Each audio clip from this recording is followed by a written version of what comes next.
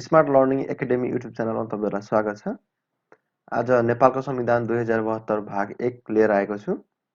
यो नेपालको संविधान विभिन्न किसिमका लोकसेवा आयोगका परीक्षाहरू जस्तै नेपाल राष्ट्र बैङ्क, कृषि विकास बैङ्क, नेपाल बैङ्क लिमिटेड, राष्ट्रिय वाणिज्य बैङ्क, नेपाल विद्युत प्राधिकरण, वायु सेवा निगम, निजामती सेवा तथा अन्य संस्थानहरूको लिखित परीक्षाको लागि तथा लोकसेवा आयोगले लिने सम्पूर्ण अन्तर्वार्ताको लागि समेत उपयोगी हुन्छ।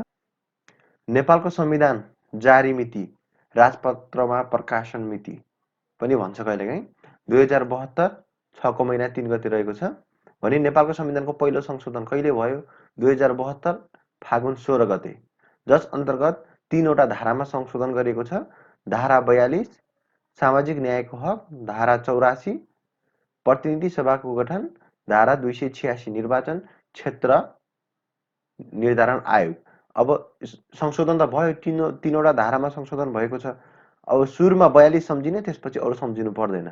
कसरी भन्दाखेरि सुरुको 42 42 दुना 84 यो सूत्र भयो। अब यो 42 लाई इन्टु 2 गरियो, इन्टु 2 गर्दा 84 भएको छ। यस्तै गरी 42 इन्टु 2, अब यो 2 लाई ल्याएर तपाईँले यहाँ राख्नुहुन्छ, यो 2 ल्याएर यहाँ आयो अनि 42 दुना 84 छ। 84 को पछाडि यही 2 लाई थपेर जोडेर यहाँ राखिदिनुहोस्, 286। यसरी सम्झिन सक्नुहुन्छ साथीहरू। त्यसै गरी नेपालको संविधानमा जम्मा के कति रहेको छ भनेर यहाँ राखिदिएको छु। एकचोटि यो खरिदारमा पनि सोधेको प्रश्न हो, जसमा भाग 35 धारा 308 अनुसूची 9 रहेको छ। अब सबैभन्दा बढी धारा भएको भाग, यो पनि कहिलेकाहीँ सोध्न सक्छ साथीहरू। यो संविधानमा उल्लेख त छैन, तर संविधानभित्रै पर्ने क्वेसन हो। संविधान पुरै पढेपछि थाहा हुन्छ। सबैभन्दा बढी धारा भएको भाग, भाग 3 मौलिक हक र कर्तव्य, जसमा 33 वटा धारा समावेश गरेको छ भने सबैभन्दा कम, जसमा एउटा मात्र धारा रहेको छ, भाग 30 र भाग 31। भाग 30 मा सङ्कटकालीन अधिकार र भाग 31 मा संविधान संशोधन। अब म तपाईँहरूलाई 35 वटा भागमा के छन् भनेर सजिलैसँग याद गर्न सक्ने गरी नै भन्नेछु। जसमा सुरुको 1 2 3 1 2 3 लाई एउटा खण्डमा बाँड्नुहोस्। 1 तपाईले के गर्दै हुनुहुन्छ? लोकसेवाको परीक्षा दिँदै हुनुहुन्छ। सुरुमा लोकसेवाको परीक्षा दिने बेला के गर्नु पर्यो? 1 नम्बरमा तपाईँ लोकसेवाको परीक्षा दिन्छु भनेर सुरु गर्नुभएको छ नि, लोकसेवा पढ्न सुरु गर्नुभएको छ भनेपछि प्रारम्भ। सुरुमा 1 नम्बर के हुन्छ? सुरु त गर्नु पर्यो, प्रारम्भ। तपाईले लोकसेवाको फर्म भर्नको लागि तपाईँलाई के चाहिन्छ? नभए नहुने भनेको नागरिकता हो। नागरिकता भएन भने तपाईँले जति पढे पनि जे गरे पनि काम लाग्दैन। सुरुमा लोकसेवा पढ्नुहोस्, त्यसपछि फर्म भर्नको लागि त नागरिकता चाहियो नागरिकता। तपाईँ अथवा तपाईँको साथी कसैले समावेशी तर्फबाट पनि फर्म भर्दै होला। भन्नुको मतलब कसैले महिलाबाट, कसैले जनजाति, कसैले मधेसी, कसैले दलित, कसैले अपाङ्गबाट पनि त फर्म भर्नुहुन्छ लोकसेवामा। भन्नुको मतलब उहाँहरूको त्यो समावेशीको हक हो। त्यो लोकसेवामा रिलेटेड गर्नुहोस्। सबैभन्दा सुरुमा तपाईँले लोकसेवा पढ्नुभयो, नागरिकता चाहियो, फर्म भर्ने बेला तपाईँ समावेशीतिरबाट नै हुनुहुन्छ। यानि कि समावेशी भनेको तपाईँको हक हो, तर मौलिक हक भने होइन। यो मौलिक हकलाई सम्झिनको लागि मैले समावेशीको हक भनेर मात्रै राखेको। त्यो हक र यो हकलाई तुलना गर्नुहोस्। यानि कि लोकसेवा पढ्न सुरु गर्नुभयो, नागरिकता चाहियो, तपाईँको अथवा तपाईँको साथीको समावेशीको हक छ भनेपछि 1 देखि 3 सम्म याद गर्नुहोस्। 1 मा लोकसेवा पढ्न सुरु, 2 मा नागरिकता चाहियो, 3 मा तपाईँको समावेशीको हक छ। अब 3 पछि 4 देखि 6 सम्म हेरौँ है। 4 देखि 6 सम्म 3टा रा छ। सुरुको रा राज्य निर्देशन सिद्धान्त नीति तथा दायित्व।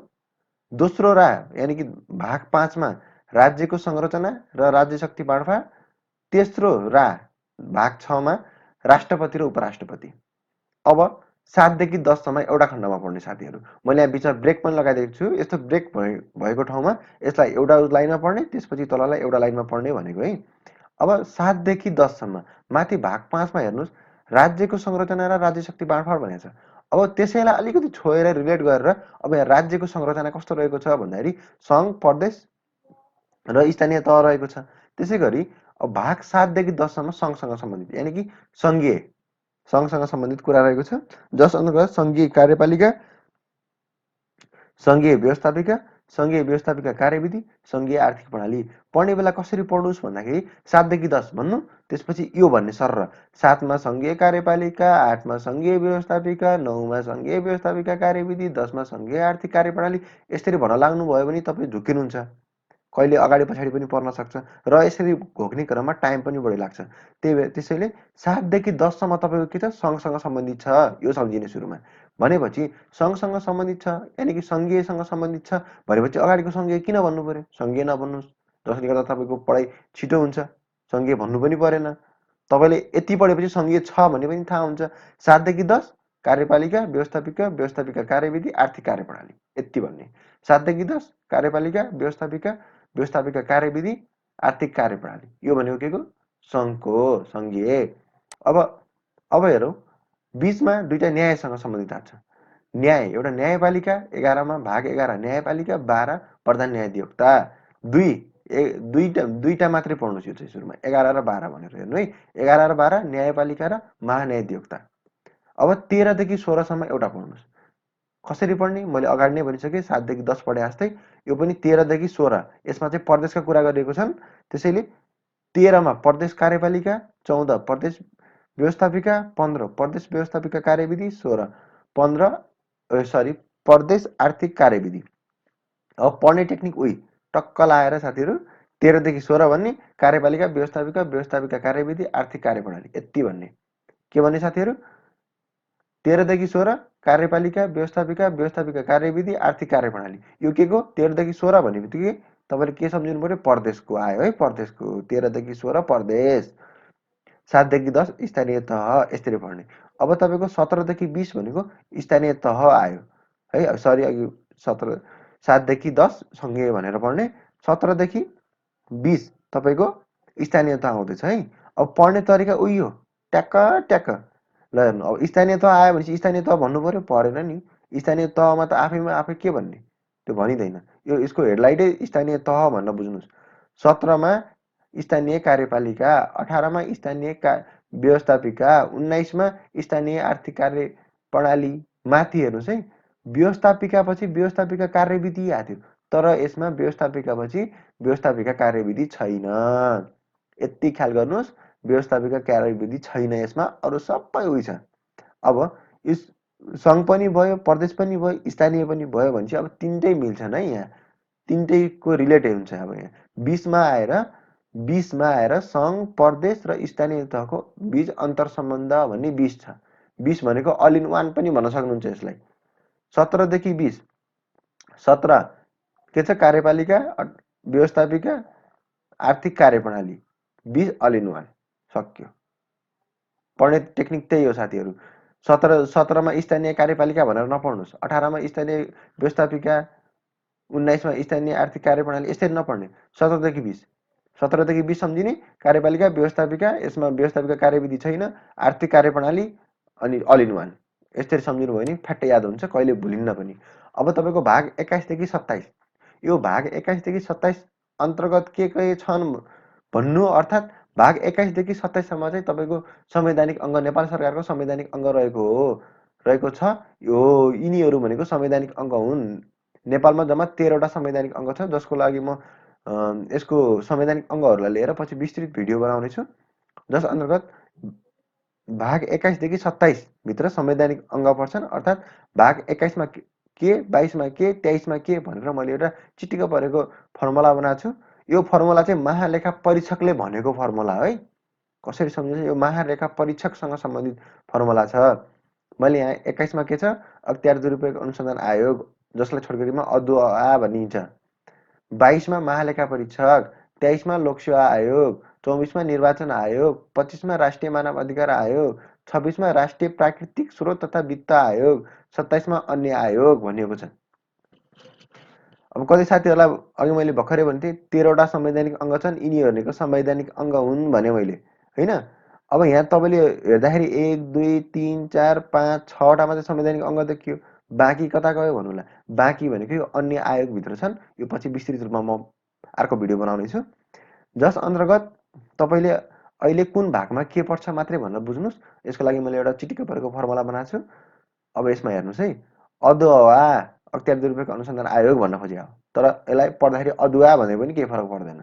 अदुवा खाँदै टक्क जाडोको महिना थियो महालेखा परीक्षकले अदुवा खाँदै भन्न खोजे है। अदुवा खाँदै महालेखा परीक्षक लोकसेवा आयोग हुँदै निर्वाचन आयोग जाँदै गर्दा मान्छेहरू मानव अधिकार अर्थात् मान्छेहरू अधिकारको लागि आन्दोलन गर्दै थिए। तर मानव अधिकार आयोगले प्राकृतिक तथा वित्तको लागि अन्य आयोगसँग सहकार्य गर्नुपर्छ भन्दै थियो। अब हेर्नुहोस् है, अदुवा खाँदैको महालेखा परीक्षक कहाँ लोकसेवा आयोग हुँदै कहाँ जाँदै थियो? निर्वाचन कार्यालय। निर्वाचन कार्यालय जाँदा उसले के देख्यो? मानव अधिकार चाहियो भनेर आन्दोलन गरेको देखियो।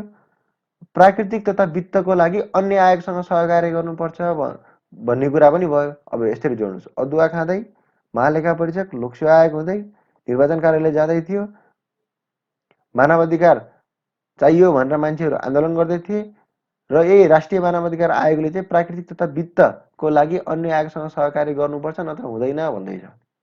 अब हेर्नुहोस् बाँकी 28देखि 30 यसलाई सामान्य मैले सुरक्षा जस्तो बनाएर एक ठाउँमा राखेको छु, सुरक्षा सम्बन्धी जस्तो बनाएर। 28 मा के छ? राष्ट्रिय सुरक्षा सम्बन्धी व्यवस्था। 19 मा राजनीतिक दल सम्बन्धी व्यवस्था। 30 मा सङ्कटकालीन अधिकार, यो 30 भयो।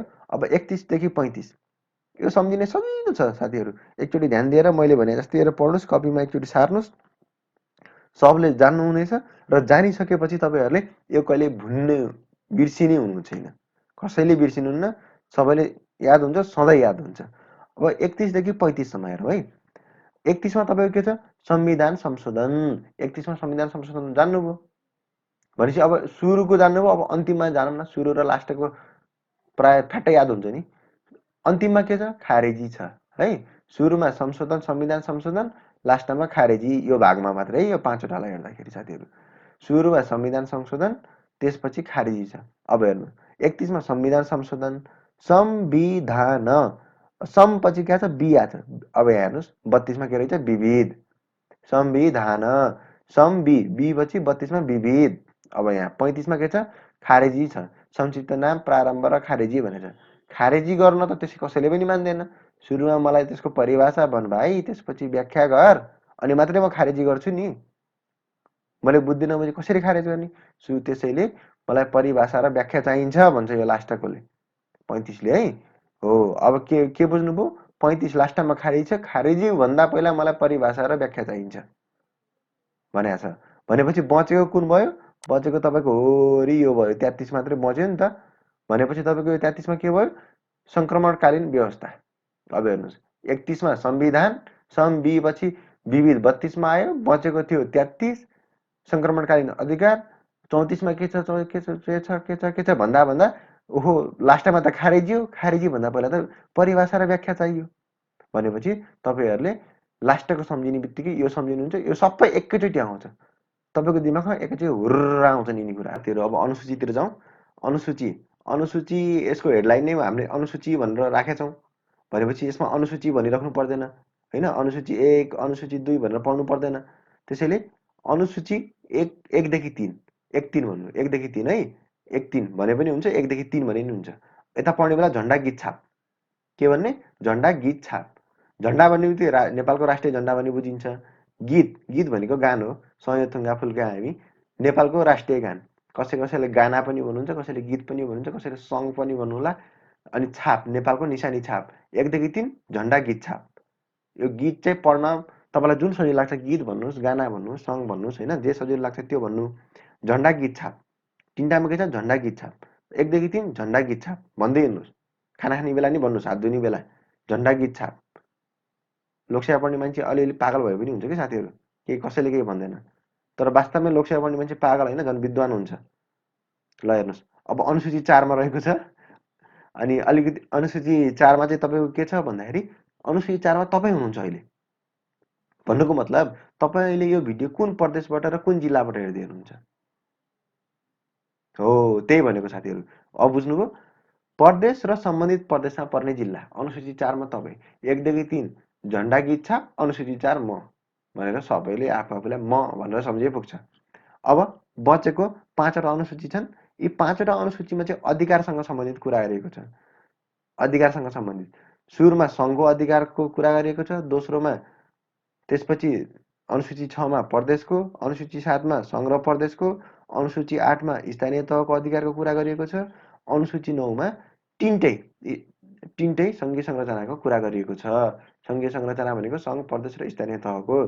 भनेपछि अब हेर्नुहोस् है, 5 देखि 9 अधिकारसँगको कुरा छ, 5 देखि 9 अधिकारसँग सम्बन्धित कुरा छ भने तपाईँले यति पढे पुग्छ कि 5 सङ्घ, 6 प्रदेश, 7 सङ्घ र प्रदेश, 8 स्थानीय तह, 9 स्थानीय प्रदेश सङ्घ, प्रदेश र स्थानीय तह। अब 5 देखि 9 सङ्घ, प्रदेश, स्थानीय तह, सङ्घ, प्रदेश, स्थानीय तह, यसरी पढ्ने साथीहरू। 5 देखि 9 सङ्घ, प्रदेश, स्थानीय तह, सङ्घ, प्रदेश, स्थानीय तह। 5 देखि 9 भनेको अधिकारको सूची हो। त्यो अधिकारको सूची भनेर किन समय खेर भन्नुहुन्छ?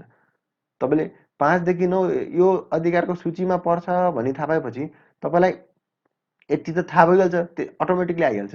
तपाईँलाई एक त परीक्षामा दिएकै हुन्छ, यति पढेपछि तपाईँलाई याद हुन्छ। सङ्घको अधिकारको सूची भन्नु परेन, किनकि यसको हेडलाइनै के छ? अधिकारको सूची। सङ्घको अधिकार सूची नभन्नु। हामीलाई थाहा छ 5 देखि 9 भनेको अधिकारको कुरा आएछ। सुरुको 5 मा सङ्घको अधिकारको कुरा, 6 मा प्रदेशको, 7 मा सङ्घ र प्रदेशको अधिकारको कुरा आइरहेछ, 8 मा स्थानीय तहको अधिकारको कुरा आइरहेछ, 9 मा सङ्घ, प्रदेश र स्थानीय तह सबैको कुरा आइरहेछ। ल साथीहरू, आजलाई यो संविधानको भाग यति नै। म अरू पनि संविधानसँग सम्बन्धित सबै महत्त्वपूर्ण कुराहरू लिएर आउने नै छु। 181 पेजको जुन संविधान रहेको छ यसलाई चाहिँ मैले एक पेजमा एउटा टेबलमा बनाएको छु, जसलाई म हजुरको पार्ट 2 अथवा 3 मा लिएर आउनेछु। यो हाम्रो युट्युब च्यानललाई फलोअप गर्दै गर्नुहोला। लाइक, कमेन्ट, सेयर तथा सब्सक्राइब गर्न नभुल्नुहोला। हस्, धन्यवाद। बाइ।